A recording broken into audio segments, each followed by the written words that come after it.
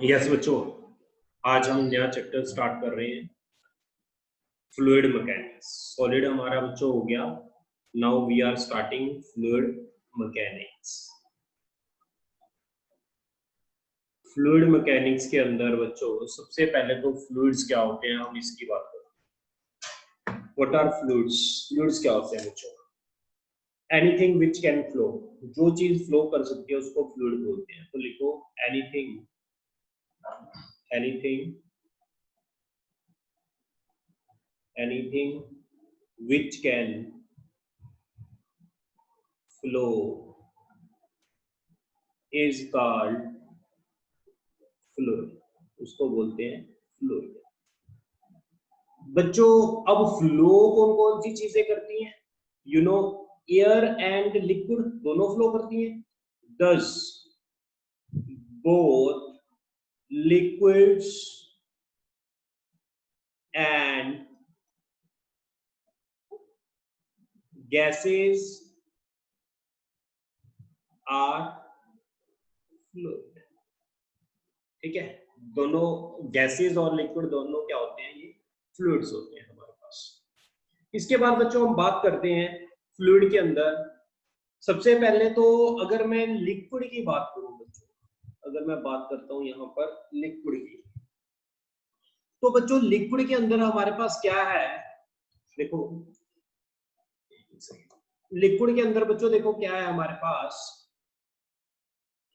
जो लिक्विड होता है, अगर मैं आइडियल लिक्विड की बात करूं, वैसे जो लिक्विड होता है ना, वो बच्चों हमेशा इनकम्प्रेसिबल होता है।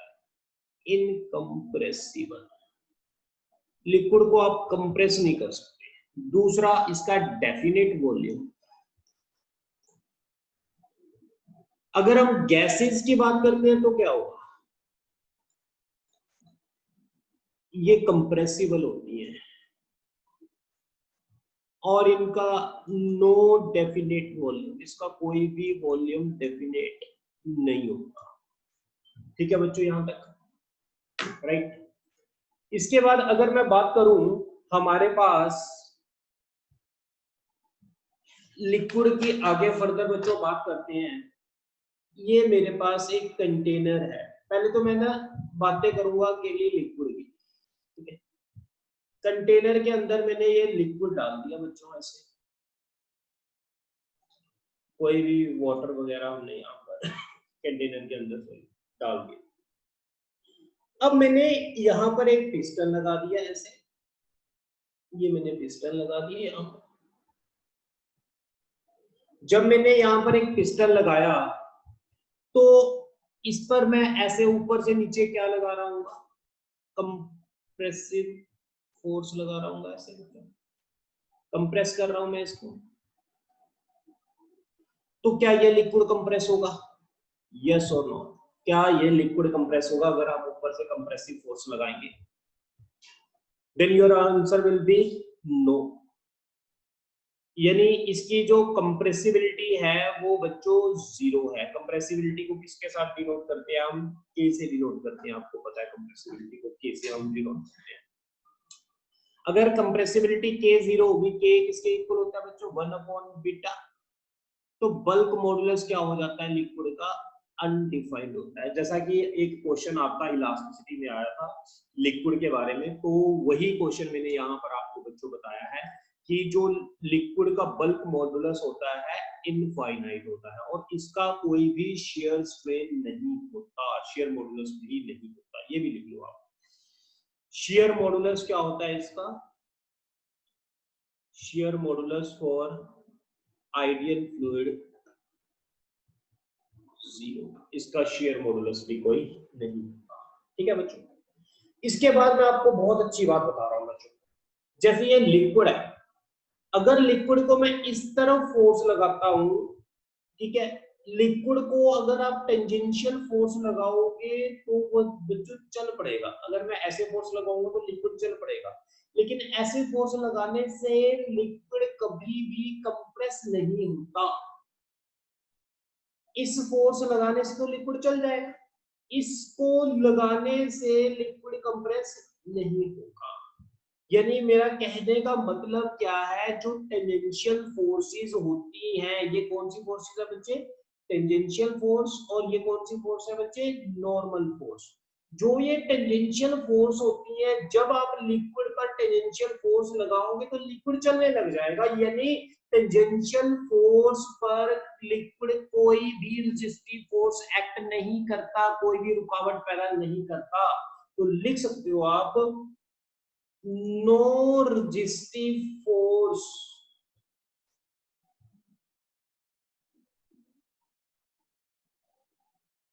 against tangential, no resistive force against tangential force। Tangential force के अगेंस्ट कोई भी रेजिस्टिव फोर्स नहीं होती। अगर मैं बात करता हूं नॉर्मल फोर्स की, नॉर्मल फोर्स जैसे ही लगती है लिक्विड कंप्रेस नहीं करता, इट मींस लिक्विड उसको रोक रहा है, उस फोर्स के इफेक्ट को रोक रहा है। यानी कहने का मतलब large resistive force act against normal force, large resistive force act against normal force. Normal force के अगेंस्ट रेजिस्टिव फोर्स लगती है लिक्विड की, लेकिन टेंजेंशियल फोर्स के अगेंस्ट कोई भी रेजिस्टिव फोर्स बच्चों नहीं लगती। ये बात आपको क्लियर हुई? यस। तो हम क्या कहेंगे यहां पर, हम यहां पर क्या कहेंगे, hence I can say whenever ideal fluid comes in contact with any body or any surface, it can exchange only normal force, or it can never exchange any tangential force. Tangential force को ये change नहीं करता, ये किसको कर देता है, normal force को चेंज कर देता है बच्चों। यहां तक क्लियर है आपको? ये बहुत इंपॉर्टेंट मैंने बच्चों पॉइंट बताया है। यानी बच्चों लिक्विड के अंदर किस फोर्स का रोल ज्यादा रहेगा, इस ये फोर्सेस चेंज होगी तो इस फोर्सेस का रोल क्या रहेगा, ज्यादा रहेगा। तो इस फोर्स को पढ़ने के लिए we defined a special term. आपको पता है बच्चों, टेंजेंशियल फोर्स पर हम एक चीज अलग लिखते थे स्ट्रेस में, इलास्टिसिटी में, नॉर्मल पर अलग लिखते थे स्ट्रेस। तो जो फोर्स नॉर्मल वाली होती है, यहां पर एक नई टर्म हम डिफाइन करेंगे, इसको मैं रब कर रहा हूं। हाँ जी बच्चों, to discuss property of fluid, first discuss important term, that is pressure। Pressure के बारे में पढ़ेंगे। प्रेशर क्या होता है बच्चों, प्रेशर क्या होता है हमारे पास बच्चों, सबसे पहले मैं यहाँ पर आपसे प्रेशर की बात कर रहा हूँ। प्रेशर स्टार्ट करने से पहले I can explain you one more thing, कि जो फ्लूइड होता है वो फ्लूइड दो तरह का होता है बच्चे। फ्लूइड हमने दो तरह का फ्लूइड पढ़ना है। एक तो हम पढ़ेंगे हाइड्रोस्टैटिक, और एक पढ़ेंगे हम हाइड्रोडायनामिक। ये दो फ्लूइड्स हम पढ़ेंगे बच्चों, हाइड्रोस्टैटिक, हाइड्रोडायनामिक। हाइड्रोस्टैटिक में क्या होता है, fluid is at rest with respect to container. Container के रिस्पेक्ट में फ्लूइड नहीं चल रहा, जैसे एक बीकर के अंदर पानी डाल दो, तो कंटेनर के रिस्पेक्ट में फ्लूइड नहीं चल रहा। हाइड्रोडायनामिक में क्या होगा, fluid is in motion with respect to container. जैसे पाइप में पानी पास हो रहा है तो ये हाइड्रोडायनामिक होगा या हाइड्रोस्टैटिक। पहले हम हाइड्रोस्टैटिक फ्लूइड पढ़ेंगे, फिर हम हाइड्रोडायनामिक पढ़ेंगे। तो let us start with basic term that is called pressure. Pressure क्या होता है बच्चों, सबसे पहले हम प्रेशर से स्टार्ट करते हैं। आपने लोअर क्लास में पढ़ा होगा प्रेशर क्या होता है। Pressure is equal to force upon area. But ये अब आपको एक नई चीज पता लगी, जो फोर्स एक्ट हो रही है उस फोर्स के अंदर एक स्पेशल फोर्स होनी चाहिए। वो कौन सी फोर्स होनी चाहिए, यहाँ लिक्विड के अंदर परपेंडिकुलर वाली फोर्स होनी चाहिए। तो pressure is equal to perpendicular force upon area. It is compulsory to write here force perpendicular. तो perpendicular force is equal to क्या हो जाएगा बच्चों, प्रेशर इनटू एरिया। प्रेशर की यूनिट जो होती है बच्चों वो होती है पास्कल। 1 पास्कल किसके इक्वल होगा बच्चों, अगर फोर्स कितनी लग रही है 1 न्यूटन और एरिया कितना है 1 metre square, that is called 1 pascal. And हमारा एटमॉस्फेयर भी प्रेशर लगाता है। हमारा एटमॉस्फेरिक प्रेशर होता है 1.0132 into 10 की पावर 5 न्यूटन पर मीटर स्क्वायर। ये हमारा एटमॉस्फेरिक प्रेशर होता है बच्चों, इसको नोट कर लो। यस, रब कर रहा हूं बच्चों मैं इसको।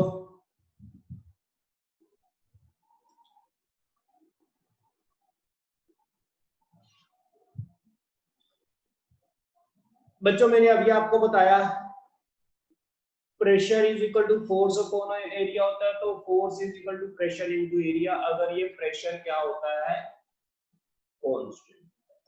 अगर प्रेशर वेरिएबल होता है तो ये फोर्स किसके इक्वल हो जाती है, F integration of P D A. ये एडवांस के क्वेश्चंस हैं, इसकी आपको अभी जरूरत नहीं है। अगर प्रेशर क्या हो, वेरिएबल, ये एडवांस में है, नो नीड, इसकी जरूरत नहीं पड़ेगी, इसकी जरूरत पड़ेगी। Pressure between two points, 2 points के बीच में हमने प्रेशर। मेरे पास एक ऐसे कंटेनर है, इसको मैंने ऐसे फिल कर दिया लिक्विड के साथ।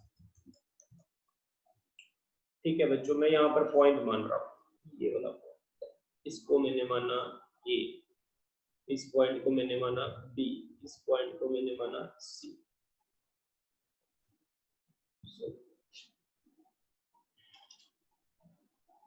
इस पॉइंट को बच्चों मैंने माना,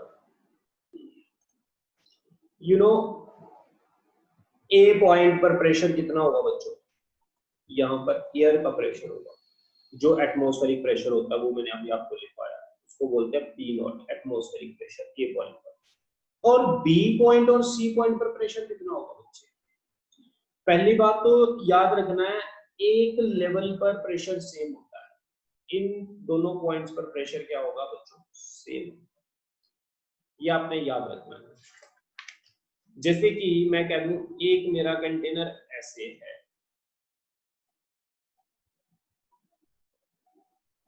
एक कंटेनर, इसको छोड़ो बच्चों आगे करते हैं। इसको मैं बताने के लिए आपको आगे बताता हूँ, मैं इसको जाके थोड़ा सा आपको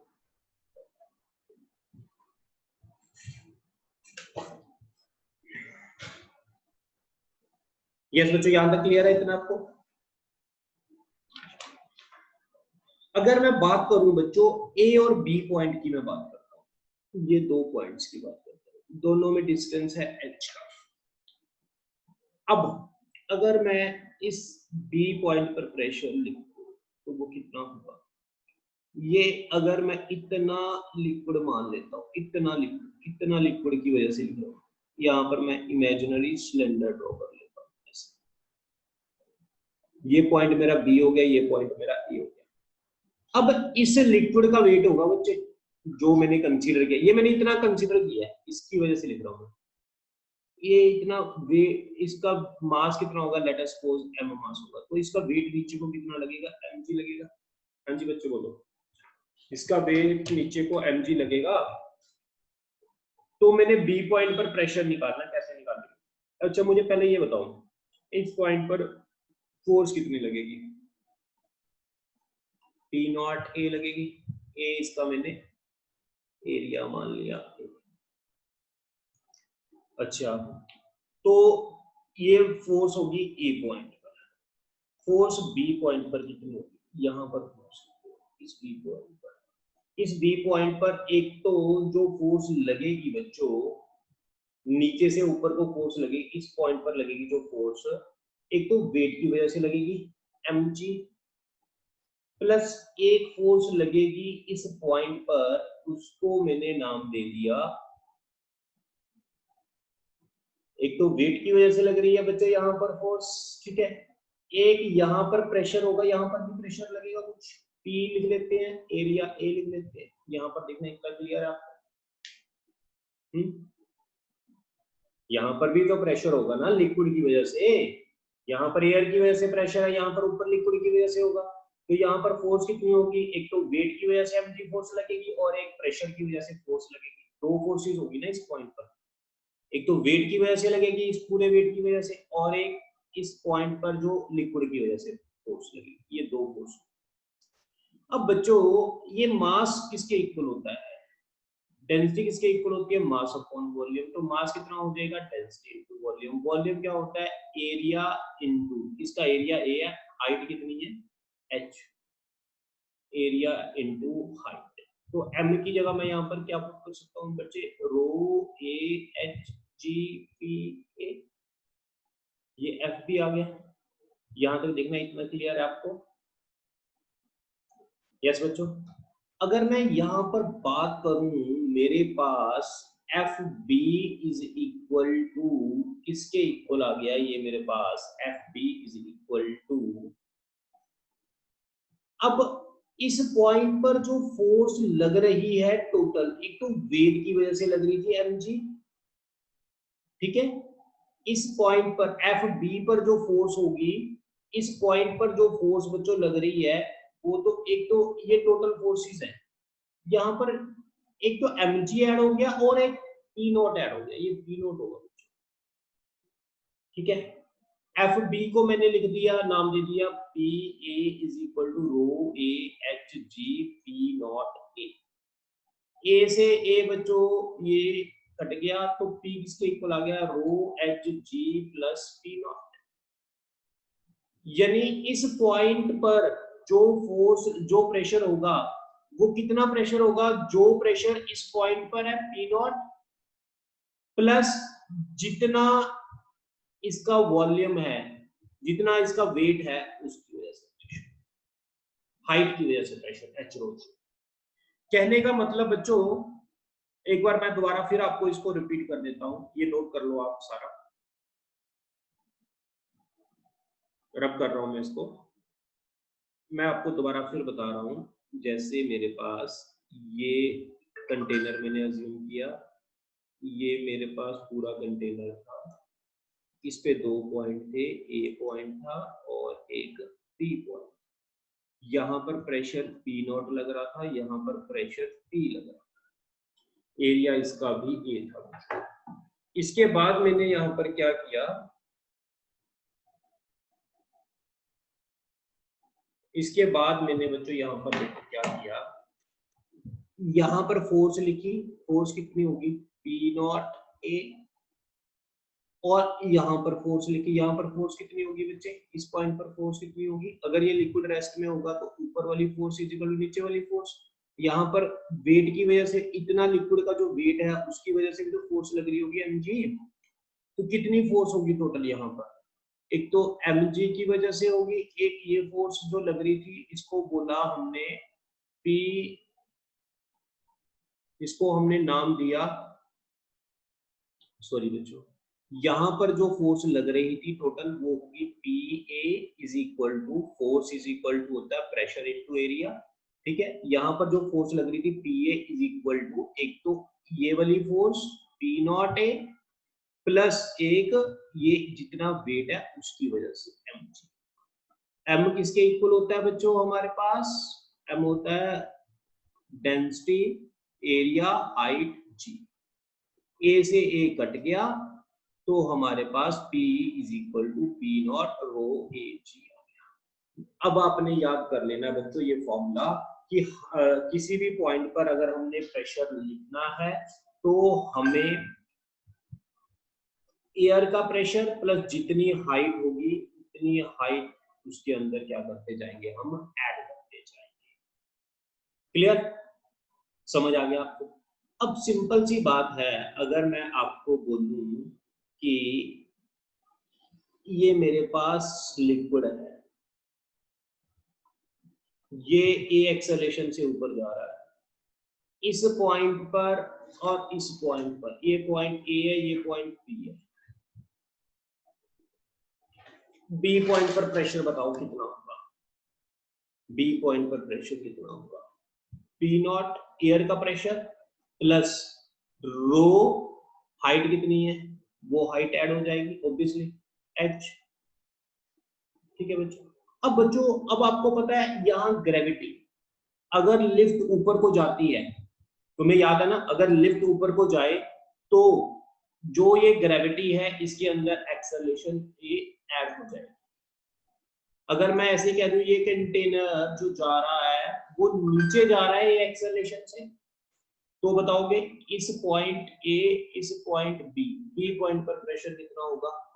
पी नॉट एयर का प्रेशर, हाइट कितनी है रो एच, ग्रेविटी। अब क्या हो जाएगा, जब ये नीचे आता है तो वेट कम हो जाता था, जी में से ए कम कर देता है। ये लिख लो,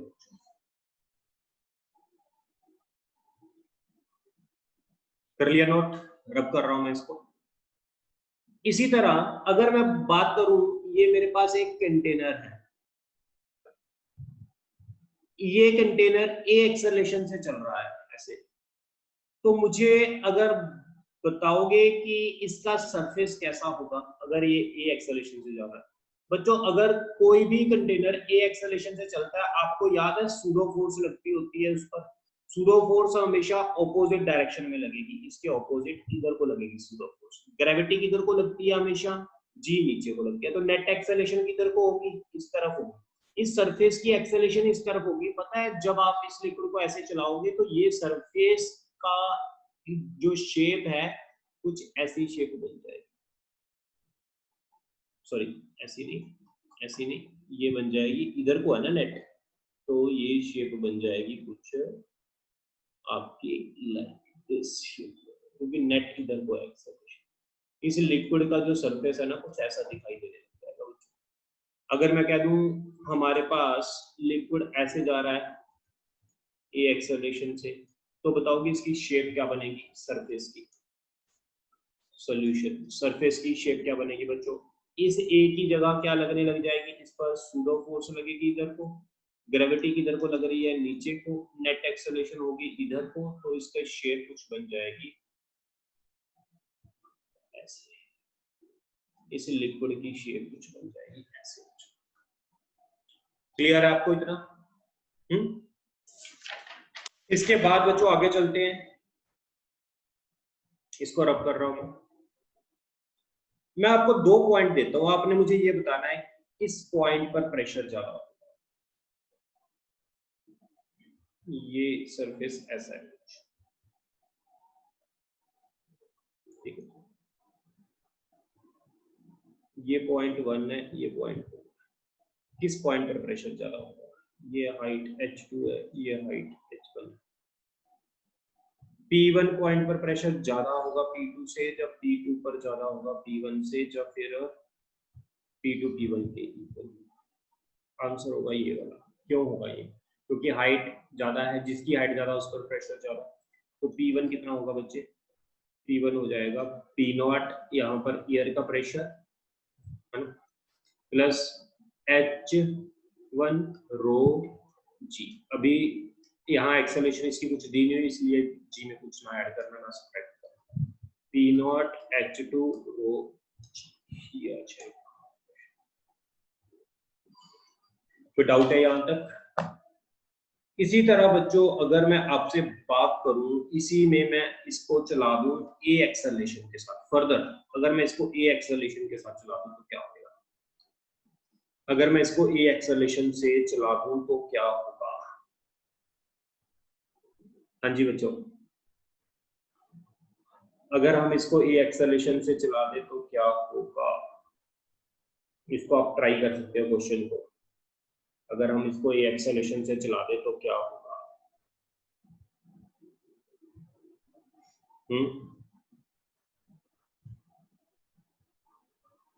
बता सकता है कोई? अगर इसको हम ए एक्सेलरेशन से चला दें, बच्चे तुम्हें पता है ना ये, अगर मैं बात करूं, अगर मैं इसको ए एक्सेलरेशन से चला दूं, इधर नीचे को क्या लगता है हमारा? जी लगती है। ये इस सरफेस के अलोंग अगर मैं बात करूं, ये पॉइंट मैंने ए माना है, इसके रिस्पेक्ट में तो ये पॉइंट ए है, और अगर मैं इसकी बात करूं इस वाले की तरह यहां से, तो ये लाइन ऐसे बनेगी। ठीक है बच्चों, अगर मैं ए पॉइंट पर प्रेशर लिखूं, ए पॉइंट पर प्रेशर अगर मैं लिखता हूं, अब अगर मैं ए पॉइंट पर प्रेशर लिखता हूं तो क्या हुआ? P not plus row G H one. ठीक है बच्चों, अगर मैंने ग्रेविटी का इफेक्ट दिखाना है, ग्रेविटी का इसका इफेक्ट दिखाना है, तो इसका इफेक्ट मैं कैसे दिखाऊंगा? आपको पता है ना इसका इफेक्ट कैसे दिखाएंगे? इधर को लगेगी ए, नीचे को लग रही है जी, तो ऐसे क्या लगेगी? ए नेट लगेगी। अगर मैं ये वाला लिख रहा हूँ इस वाली चीज का, तो क्या लिखूंगा? पी नॉट प्लस रो जी, ये हाइट कुछ होगी, इस हाइट को मैं मान लेता हूँ एच नॉट, ये वाली हाइट, और इधर एक्सेलरेशन क्या है बच्चों? हाइट एच नॉट हो गई, ये वाली हाइट को मैंने मान लिया एच नॉट, और इधर एक्सेलरेशन क्या है? नेट है। नेट क्या होती है? ये जी का स्क्वायर प्लस ए का स्क्वायर का होल, जी का स्क्वायर प्लस ए का स्क्वायर का। इसको आप दो तरीकों से लिख सकते हैं, दो मेथड से आप इसको लिख सकते हो। थोड़ा सा टफ मैं आपको आज करवा रहा हूँ। ठीक, ओके, चलिए आगे बच्चों। इसके बाद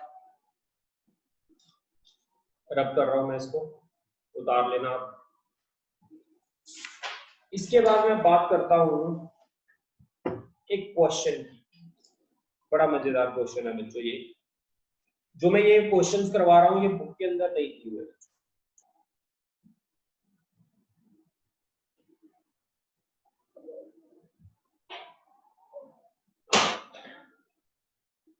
ये क्वेश्चन है मेरा,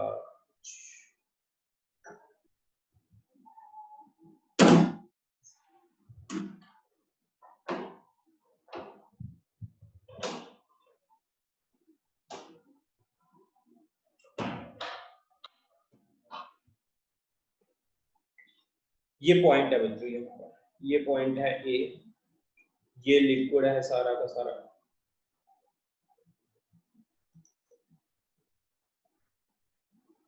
ये अगेन लिक्विड है, यहाँ पर ये अगेन फिर लिक्विड है, अगला अलग लिक्विड, ये मेरा पॉइंट है।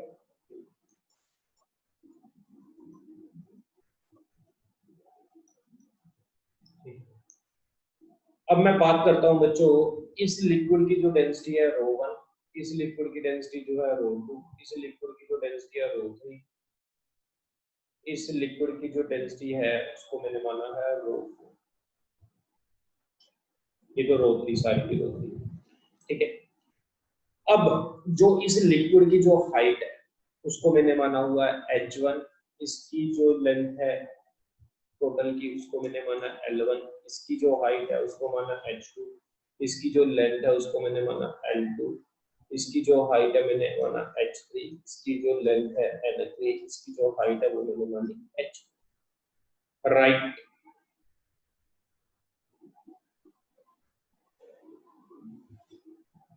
relative pressure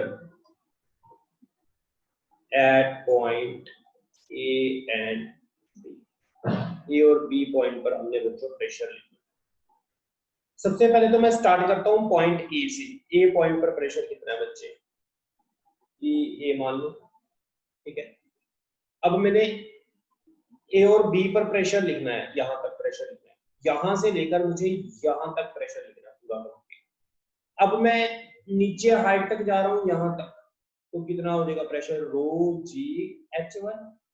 बच्चों कभी भी ये लेंथ की वजह से प्रेशर कभी भी नहीं होगा, याद रखो, ये लेंथ की वजह से नहीं होगा, हाइट की वजह से प्रेशर होता है। तो फिर कितना हो जाएगा आगे, ये तो प्लस हुआ, नीचे को जाएंगे प्लस होता है। अगर मैं अब ऐसे जा रहा हूं, इधर को ऊपर जा रहा हूं, तो ऊपर जाऊंगा तो प्रेशर क्या होगा, वो माइनस होगा, रो जी एच टू। फिर इसकी वजह से, लेंथ की वजह से कोई प्रेशर नहीं। फिर नीचे को जा रहे हैं, नीचे की जाने की वजह से प्रेशर होगा प्लस, इसकी वजह से प्रेशर नहीं होगा। अब ऊपर को जाएंगे तो फिर प्रेशर हो जाएगा rho G H is equal to क्या हो जाएगा, प्रेशर एट। ये अपने क्वेश्चन, ठीक है बच्चों, नोट कर लो इसको, बड़ा शानदार क्वेश्चन था, इसको रब कर रहा हूं मैं। एक बात याद रखना बच्चों, ऐसे कोई भी कंटेनर है या ऐसे है, कोई भी शेप है उसकी, ठीक है। अगर ये पॉइंट पी नॉट है, ये पॉइंट पी नॉट है, ऐसे कोई शेप है, ऐसे पॉइंट, इनका लेवल अगर सेम है, सेम लेवल पर प्रेशर क्या होगा, सेम होगा। डेप्थ यहां पर इसमें पी ए है, इस पे पी बी है, इस पे पी सी है, हाइट सभी में एच है, शेप जो मर्जी हो, तो प्रेशर पी ए पर, पी बी पर, पी सी पर कितना होगा, P not plus row G H. Shape पर डिपेंड नहीं करता, हमेशा हाइट पर प्रेशर डिपेंड करता है। क्लियर है आपको इतना? यस। अब बच्चों इसके बाद ये हमारा प्रेशर का टॉपिक कंप्लीट हुआ। आज हमने जो प्रेशर हमने करना था वो टॉपिक हमारा कंप्लीट हो गया, ठीक है। इसके बाद प्रेशर के बाद मैं आपको अगला टॉपिक करवा रहा हूं, पास्कल। हमारा टॉपिक है पास्कल लॉ। पास्कल लॉ बच्चों क्या होता है, पास्कल लॉ में क्या है, एक मेरे पास ऐसे एक बच्चों कंटेनर है, ये मेरे पास एक है ऐसे कंटेनर, इस कंटेनर में मैंने ना छोटे छोटे होल कर दिए, एक छोटा होल यहाँ कर दिया, एक छोटा होल यहाँ कर दिया, एक छोटा होल यहाँ कर दिया। अब मैंने यहाँ एक पिस्टन लगा दिया, यहाँ पर मैंने एक पिस्टन लगा, अब मैंने इसको प्रेस किया, पिस्टन को ऐसे कंप्रेस किया, तो क्या होगा, ये लिक्विड इस पर फोर्स लगाने लग जाएगा, फोर्स लगेगी तो यहाँ से लिक्विड बाहर आएगा होल से, यहाँ से भी लिक्विड बाहर आएगा होल से, यहाँ से भी होल से क्या आएगा, लिक्विड बाहर आएगा। जितना यहाँ पर प्रेशर अप्लाई करेंगे सभी पर इक्वल अप्लाई होगा, यहाँ यहाँ यहाँ। कहने का मतलब जितना प्रेशर अप्लाई करेंगे वो इक्वली डिस्ट्रीब्यूट हो जाएगा, this is called Pascal law. तो write down the statement, for an ideal incompressible fluid pressure, change produced at one point transmit immediately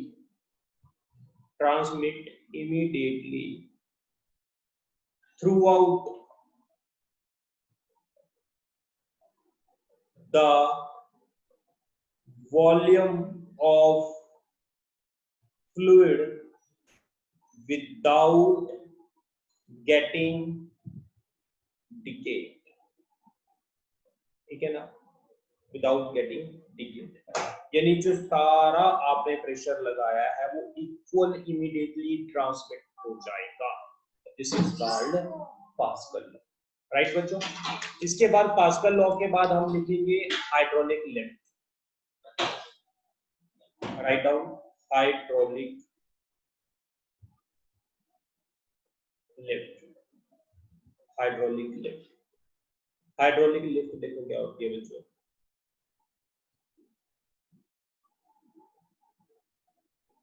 container है,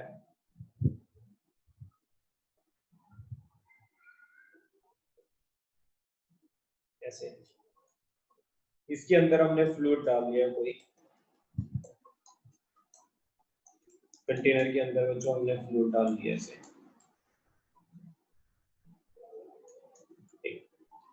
अब आपको देखने से पता लग रहा है बच्चों, यहाँ पर जो एरिया है, इतने पार्ट का जो एरिया है और इतने पार्ट का एरिया, किसका एरिया जा रहा है, कौन से सरफेस का एरिया जा रहा है, इसका एरिया कम है A1 और इसका एरिया सरफेस का ज्यादा है। I can write A1 is less than A2। क्या सोचो, यहाँ पर मैं फोर्स लगा रहा हूँ,